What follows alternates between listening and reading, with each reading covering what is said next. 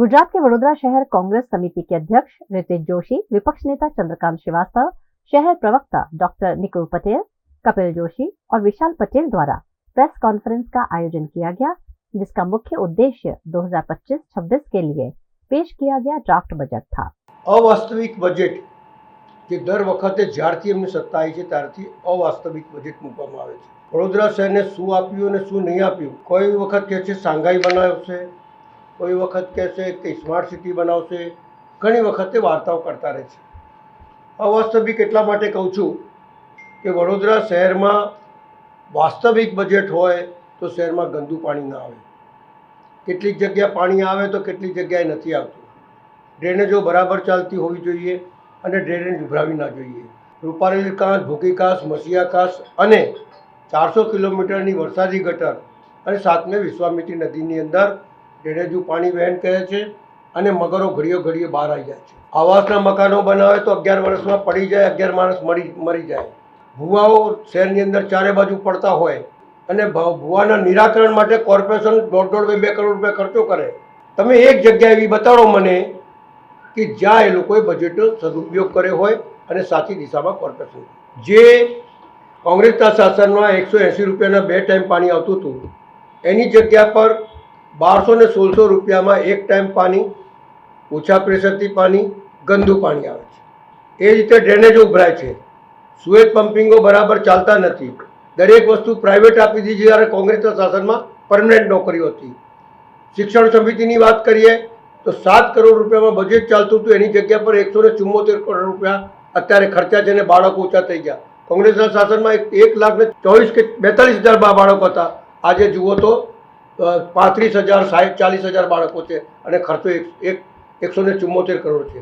તો બજેટ વધારવાથી અને બજેટ મૂકવાથી વડોદરા શહેરની સુવિધા તમે કરી શક્યા છો। પહેલી વાત તો એ કે ચૂંટણી આવે છે ને એટલે પહેલાં મૂકવાનું, કમિશનર થ્રુ મુકાવવાનું અને પછી સ્ટેન્ડિંગ કમિટીમાં પાછું લઈ લેવાનું। એટલે લોકોને એવું કે જુઓ કમિશનર તો બજેટમાં 100% વેરો લાવ્યા હતા, અમે કાઢી મૂક્યો। એટલે નક્કી જ છે કે પહેલાંથી કાઢી મૂકવાનું। આમાંથી અમે વેરા જે મૂક્યા છે એ તો જેવું કે ભાઈ લાગત મૂકી છે, બધી લાગતમાં હમણાં વધારો કર્યો છે, એ બધી પાછી જ ખેંચવાના છે।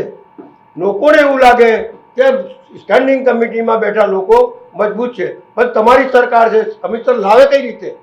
પહેલી વાત તો કમિશનર લાવે કે જે છે એમાં તમે ઓછું કરી શકવાના છો, પહેલાં એ બતાવો। કોર્પોરેશનમાં જ્યારે સભા હોય ત્યારે હંમેશા અમારા વિપક્ષના સાથે 7 કાઉન્સિલરો પ્રજાના પ્રશ્નોને વાચા આપવાનું કામ કરે છે, પરંતુ મેજોરિટીના જોરે આ લોકો અવાજ દબાવવાનો પ્રયત્ન કરતા હોય છે। પણ આજે બજેટની તમે વાત છે એમાં એટલી ગુજરાતીમાં જે કહેવત છે કે ટકે શેર ભાજી ને ટકે શેર ખાજા, અંધેર નગરી ને ગંડુડે રાજા।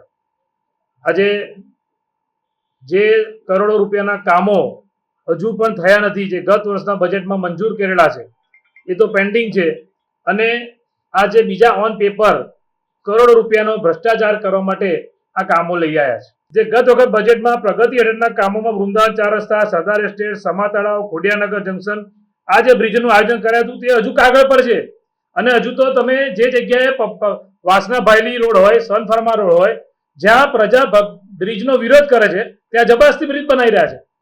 એટલે આ લોકોએ જે બજેટ બનાવ્યું છે એમાં જો ભલે એ લોકો કહેતા હોય કે અમે પ્રજાને અમુક લોકોને પૂછ્યું છે, પણ તમે વિચાર કરો કે 25 લાખની વસ્તી વડોદરા શહેરની, અને આ વડોદરા શહેરના નગરજનોને જો ખરેખર સાચો અભિપ્રાય પૂછવામાં આવે ને તો વડોદરાના નગરજનોની માંગણી એવી છે કે વેરો માફ કરો, કારણ કે ભારતીય જનતા પાર્ટીના અને આ કોર્પોરેશનના અનગઢ વહીવટના કારણે, ભ્રષ્ટ શાસનના કારણે આ વડોદરાની પ્રજાએ 3 વખત પૂર જોયા, 1 વખત, 2 વખત, 3 વખત, અને આ પૂરમાં લોકોને આર્થિક નુકસાન થયું। આપ સૌ સાક્ષી છો કે કોંગ્રેસ પાર્ટીએ માંગણી કરી હતી કે વેરો માફ કરો।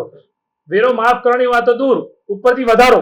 અચ્છા, વધારો કર્યા પછી આ લોકો સ્ટેન્ડિંગ કમિટીના સભ્યો પોતે શાબાશી લેવા માટે અને પોતે વાહવા લેવા માટે કેવું કહે છે કે ભાઈ અમે આ વધારો મંજૂર નથી કરતા।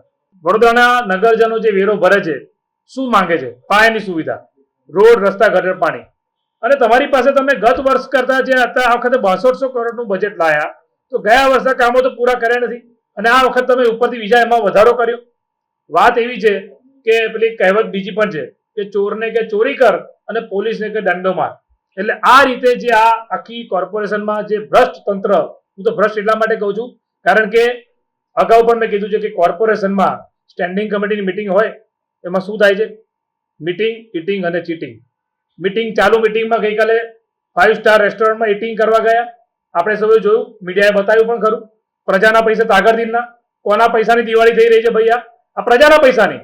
આજે વડોદરા શહેરના મેયર, સ્ટેન્ડિંગના ચેરમેન, એમને શરમ જ નથી. ખરેખર પ્રજાની ચિંતા હોય શહેરના મેયરને, સ્ટેન્ડિંગ ચેરમેનને, તો તમે વેરો માફ કરો.